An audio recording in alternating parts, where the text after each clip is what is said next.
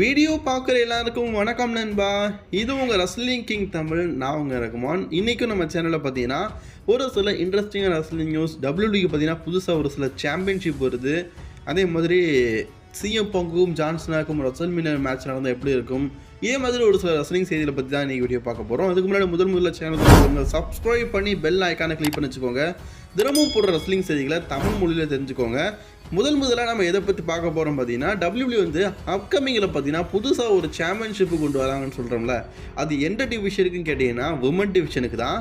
சமீபத்தில் டபிள்யூபிள்யூ பார்த்தீங்கன்னா north American சாம்பியன்ஷிப்பை woman டிவிஷனுக்காக கொண்டு வந்து ஒரு நல்ல வரவேற்பை பார்த்தீங்கன்னா ரசிகர்கள் மத்தியில் பெற வச்சுருக்கிறாங்க. அந்த உமன்ஸுக்கான நார்த் அமெரிக்கன் சாம்பியன்ஷிப் ரசிகர்கள் மத்தியில் ஒரு நல்ல ரெஸ்பான்ஸ் இருக்குது. ஸோ அதை தொடர்ந்து இப்போது டபிள்யூபிள்யூ பார்த்தீங்கன்னா மெயின் ஸ்டேஜில் 2 சாம்பியன்ஷிப்பை இறக்கிருக்கிறாங்களாம். அதில் ஒரு சாம்பியன்ஷிப் பார்த்தீங்கன்னா உமன்ஸுக்கான இன்டர்கான்டினென்டல் சாம்பியன்ஷிப்பாக மாறி இருக்கலாம், இன்னொன்று வந்து உமன்ஸுக்கான யுனைடெட் சாம்பியன்ஷிப் மாதிரி இருக்கலாம். ரெண்டுமே பார்த்தீங்கன்னா ஒரு மிட்கார்ட் டிவிஷனுக்கான சாம்பியன்ஷிப் சொல்லப்படுது. 2 எதுக்குப்பா அப்படின்னு கேட்டிங்கன்னா, இப்போ மென் டிவிஷனில் 2 இருக்குல்ல, அதனால் உமன் டிவிஷனுக்கு 2 போல இருக்குது. இப்போ நார்மலாகவே பார்த்தீங்கன்னா இப்போது உமன் டிவிஷனை பொறுத்த வரைக்கும் எல்லா சாம்பியன்ஷிப்புடைய கலர் மாடலிங் எல்லாமே பார்த்தீங்கன்னா மென்ஸோடைய டிசைனிங்கில் தான் இருக்குது.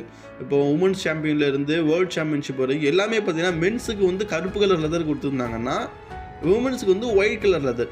இது இப்போ இல்லை, ஆதி காலத்துலேருந்தே அப்படி தான் இருக்குது. இப்போ எக்ஸாம்பிளுக்கு பார்த்தீங்கன்னா இதுக்கு முன்னாடி Raw women championship, SmackDown women championship எந்த கலரில் இருந்துச்சு? Universal championship colour WWE championship கலரில் தான் இருந்துச்சு. அதில் ஒயிட் கலரை கொடுத்தா சாம்பியன்ஷிப்புடைய பேர் மாற்றும், அப்படி தானே பண்ணி வச்சுருந்தாங்க. ஸோ அதே மாதிரி பார்த்தீங்கன்னா உமன் டிவிஷனுக்கு புதுசாக ஒரு சில சாம்பியன்ஷிப் கொண்டு வரதுக்கு வாய்ப்பு இருக்குதுன்னு சொல்லப்படுது. இப்படி கொண்டு வரது ஓகே, பட் ஆனால் 2 சாம்பியன்ஷிப் என்னை பொறுத்த வரைக்கும் தேவை இல்லை. ஏன் கேட்டிங்கன்னா, நீங்கள் கேட்கலாம் என்னப்பா தேவையில்லைன்னு சொல்கிற, கண்டிப்பாக உமன் டிவிஷனுக்கு தேவை அப்படின்னு நீங்கள் சொன்னீங்கன்னா, உமன் டிவிஷனை பொறுத்த வரைக்கும் நிறைய பேர் இருக்கிறாங்க, ஓகே தான். ஆனால் மிட்கார்ட் டைட்டில் 2 வந்துருச்சுன்னா எல்லாருக்கிட்டையும் சாம்பியன்ஷிப் மாதிரி தான் இருக்கும். ஆல்ரெடி இப்போ இருக்க டேட்டின் சாம்பியன்ஷிப் இருக்குது, உமன்ஸுக்குன்னு சொல்லிட்டு 2 சாம்பியன்ஷிப் இருக்குது. இப்போது அகெயின் ஒரு 2 மிட்கார்ட் டைட்டில் கொண்டு வந்தீங்கன்னா அது சுற்றியே தான் மேட்ச் நடந்துக்கிட்டே இருக்கும். இப்போது மென் டிவிஷனில் பார்த்தீங்கன்னா 2 மிட்கார்ட் சாம்பியன்ஷிப் இருக்குது. ஒரு மிட்கார்ட் சாம்பியன்ஷிப்பை அவங்க நல்லா காட்டினாங்கன்னா இன்னொரு மிட்கார்ட் சாம்பியன்ஷிப்புக்கு வாய்ப்பே கொடுக்காம வச்சுருந்தாங்க.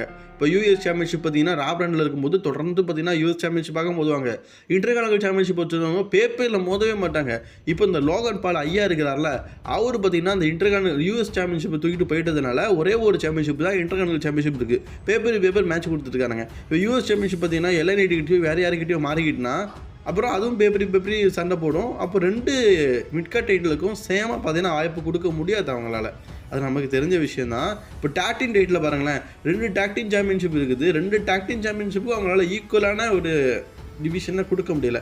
இப்போ ஜட்ஜ்மெண்ட்டே அன்டிஸ்பியூட்டட் டாக்டின் சாம்பியன்ஷிப்பாக வச்சுருக்கும்போது, ஊசோஸ் வச்சுருக்கும்போது, சாம்பிசன் வச்சுருக்கும்போது அந்த மதிப்பை இப்போ அவங்களால கொடுக்க முடியல. ஏன்னா 2 டிவிஷனாக இருக்குது, 2த்துக்கும் ஈக்குவலாக கொடுக்க முடியலை, மின்ஸ் வீக்மன் இருந்த மாதிரி.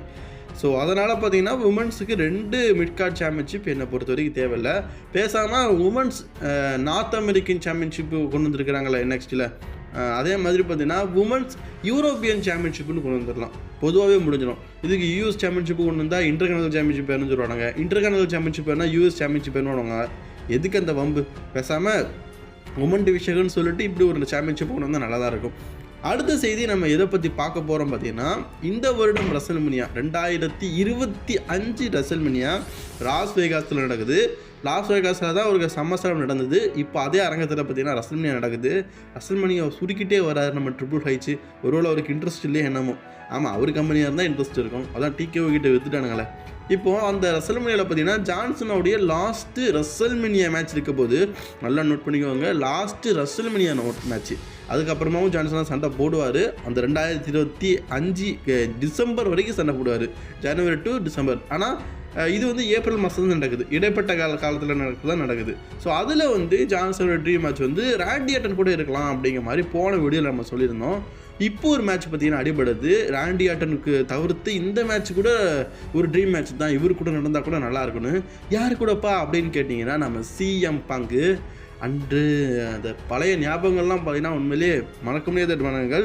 ஏன்னா ஜான்சனை பொறுத்த வரைக்கும் கோல்டன் ட்ரீம் மேட்சஸ் அப்படின்னு சொல்லும்போது 2 ஆப்பரேட் நான் கண்டிப்பாக சொல்லுவேன். ஒன்று பார்த்தீங்கன்னா ராண்டி ஆர்டன், இன்னொன்று சிஎம் பங்கு. 2 பேருமே ஜான்சனாவை வறுத்தெடுத்து ஒரு காலத்தில் பார்த்தீங்கன்னா சாகடிச்சவங்க. அந்த 2 பேரும் பார்த்தீங்கன்னா இப்போ வந்து இப்போ டாப் லெவலில் இருக்கிறாங்க. 2 பேரில் யார் ஜான்சனா கூட ரசல்மேனியாவில் மோதினாலும் எனக்கு உண்மையிலேயே பார்த்தீங்கன்னா பயங்கர ஹாப்பியானாச்சு. நீங்கள் என்ன நினைக்கிறீங்க? ஜான்சனா வெர்சஸ் ராண்டி ஆர்டன் நல்லா இருக்கா, அல்லது Randy Orton versus CM Punk, sorry ஜான்சனா வெர்சஸ் சிஎம் பாங்க் இது நல்லா இருக்கா? இந்த 2 ட்ரீம் மேட்ச்சில் எதை நீங்கள் ரசல்மேனியாவுக்கு சூஸ் பண்ணுவீங்க? WWE பார்த்தீங்கன்னா அப்புறம் கிரேசன் வாலர் வெர்சஸ் ஜான்சனாக்குள்ள மேட்ச் வச்சிடக்கூடாது. ஏன்னா அவங்க முழுக்க பார்த்தீங்கன்னா புது ரசல்ஸை வளர்க்கணும்னு சொல்லிட்டு வச்சுருக்கிறாங்க. இந்த கேட்டாங்கலாம் பாருங்களேன், கடைசியில் பேரன் கார்பன் கிட்ட தோத்துட்டு போனார். அந்த மாதிரி இல்லாமல் ஒரு நம்ம எதிர்பார்க்குற ஒரு நல்ல ட்ரீம் மேட்சாக WWE கொடுத்தாங்கன்னா நல்லாயிருக்கும். ஏன்னா ஜான்சனா 2025க்கு அப்புறமா நம்ம பார்க்க போகிறது கிடையாது. 2026 அவர் ரிட்டைர்மெண்ட் ஆக போகிறாரு. ஸோ அதனால் இந்த மாதிரி ஒரு விஷயங்கள் பண்ணும்போது ரசிகர்களாகிய நமக்கு ஒரு சாட்டிஸ்ஃபைட்டான ஒரு விஷயமா இருக்கும். பேசாமல் ஜான்சனாகும் இன்டர்கான்டினென்டல் சாம்பியன் இருக்க ஒருத்தருக்கு மோத வச்சிடலாம்ப்பா. அவர் இன்டர்கான்டினென்டல் சாம்பியன் ஆவார். ஏன்னா அன்டிஸ்பியூட்டட் சாம்பியன்ஷிப்புக்காகவோ WWE சாம்பியன்ஷிப்பாகவோ நீங்கள் கொடுக்க மாட்டீங்க. யூனிவர்சல் அதாவது ஹெவிவெயிட் சாம்பியன்ஷிப்புக்கான வாய்ப்பு கொடுக்க மாட்டீங்க. நல்லாவே தெரியுது. அட்லீஸ்ட் அது இன்டர்கான்டினென்டல் சாம்பியன்ஷிப்பையாச்சும் கொடுத்தீங்கன்னா அந்த மனுஷன் கிராண்ட் ஸ்லாம் சாம்பியன் அவர் பேரை சொல்லி ரசிகர்கள் நாங்களும் காலை தூக்கிட்டு எங்கள் ஆள் கிராண்ட் ஸ்லாம் சாம்பியன் ஆகிட்டாடா அப்படின்னு சொல்லிட்டு சந்தோஷப்படுவோம். 17 சாம்பியன் தான் ஆக முடியல, மனசை தேத்திக்கிட்டு இருக்கோம். அட்லீஸ்ட் ஒரு இன்டர்கான்டினென்டல் சாம்பியன்ஷிப்பை வின் பண்ணால் அவர் கிராண்ட் ஸ்லாம் சாம்பியன் ஆனால் மனசை ஓரளவுக்கு தட்டி தடவி ஏற்றிக்குவோம்ல, அதை வச்சு சொல்கிறாங்க. அடுத்தது நிறைய பேர் என்கிட்ட கேட்குற கேள்வின்னு பார்த்தீங்கன்னா, ப்ராக் லெஸ்னரை பற்றி அப்டேட் கொடுங்க, ப்ராக் லெஸ்னரை பற்றி அப்டேட் கொடுங்க. ஒரு மூலையில் தான் பார்த்தீங்கன்னா ப்ராக் லெஸ்னரை பற்றி அப்டேட் இருக்குது. இப்படின்னு என்னங்க ஒன்றுமே இல்லைங்க. அந்த மனுஷனை பற்றி இருக்கிறாரா இல்லையானே தெரில. அந்த மனுஷனை பற்றி WWE பொறுத்த வரைக்கும் இந்த வருஷம் சம்மர்ஸ்லாம் டைமில் பார்த்தீங்கன்னா நம்ம ப்ராக் லெஸ்னர் எதிர்பார்க்கலாம்னு சொன்னேன். ஆனால் சம்மர்ஸ்லாமில் ரோமன் அண்ணாவை தான் எதிர்பார்க்கணும் போல இருக்குது. ப்ராக் லெஸ்னர்லாம் எதிர்பார்க்க கொடுக்கல, ஒன்றுமே இல்லை. ப்ராக் லெஸ்னரை பற்றி அப்டேட் எதுவுமே இல்லை. நீங்கள் இப்போதைக்கு ப்ராக் லெஸ்னரை பற்றி அப்டேட் கேட்டிங்கன்னா என்கிட்ட சரக்கு இல்லை. பட் நான் சமீபத்தில் ப்ராக் லெஸ்னர் இந்த செய்தி வந்து எனக்கு போன சனிக்கிழமை கழிச்சது ஏன் சொல்லலைன்னா, அந்த நேரத்தில் பார்த்தீங்கன்னா அந்த மணி இந்த பேங்க் வந்துச்சு, அதை ரிவ்யூ பண்ணேன். சனிக்கிழமை ஈவினிங் வந்து என்னால் வீடியோ போட முடியலை. திங்கக்கிழமையும் போடுறதுக்கு கொஞ்சம் இதாகிட்டு. ஸோ அதனால் பார்த்தீங்கன்னா திங்கக்கிழமை நான் சனிக்கிழமை ரெக்கார்ட் பண்ணது தான் திங்கக்கிழமை போட்டேன். ஸோ அதனால் அந்த அப்டேட்டை பற்றி சொல்ல முடியல. நம்ம ப்ராக் லெஸ்னர் ஃபேன்ஸ் மத்தியில் பார்த்தீங்கன்னா போகும்போது ஒரு ஃபேன் பார்த்தீங்கன்னா ஒரு ஃபோட்டோ எடுத்திருக்காரு. ஸோ அந்த ஃபோட்டோ பார்த்தீங்கன்னா சோஷியல் மீடியாவில் கொஞ்சம் வைரல் ஆகிட்டு இருந்தது. அது மட்டும் தாங்க ப்ராக் லெஸ்னரை பற்றி அப்டேட்டு. அதை தவிர்த்து ப்ராக் லெஸ்னர் இப்போ வருவார் எப்போ வருவார் அப்படிங்கிற மாதிரி எந்த விதமான அப்டேட்டையும் பார்த்தீங்கன்னா WWE தரல, WWE சொல்லலை. பட் ஆனால் ஸ்டில் WWEல ப்ராக் லெஸ்னர் இருக்காரு. அது சமீபத்தில் நடந்த ஒரு பேப்பரில் கூட ட்ரிபிள் ஹெச் பார்த்தீங்கன்னா ரசல்மேனியாவில் பார்த்தீங்கன்னா ப்ராக் லெஸ்னரை பற்றி கேட்கும்போது அவர் ரெஸ்ட் எடுத்துருக்காரு, கூடிய சீக்கிரம் வருவார்னு சொல்லியிருக்காரு. ஆனால் எப்போன்னு தெரியல. ப்ராக் லெஸ்னர் வேறு பார்த்தீங்கன்னா 2025 ரிட்டையர்மெண்ட் ஆயிடுவேன்னு சொல்லியிருக்காரு. அந்த 2025 ஒரு 2 மேட்ச் விளையாடுறதே என் கண்குள்ளே பார்த்தா நல்லாயிருக்கும் அப்படிங்கிற மாதிரி அவரோட ரசிகர்னு சொல்லிட்டு இருக்காங்க. ப்ராக் லெஸ்னர் இன்னும் கொஞ்சம் மேட்ச் தான் விளையாடுவார். அது யாரு கூட ட்ரீம் மேட்சாக இருந்தால் நடக்கும் அப்படிங்கிறத மறக்காமல் கமெண்ட் பாக்ஸில் கமெண்ட் பண்ணிக்கோங்க.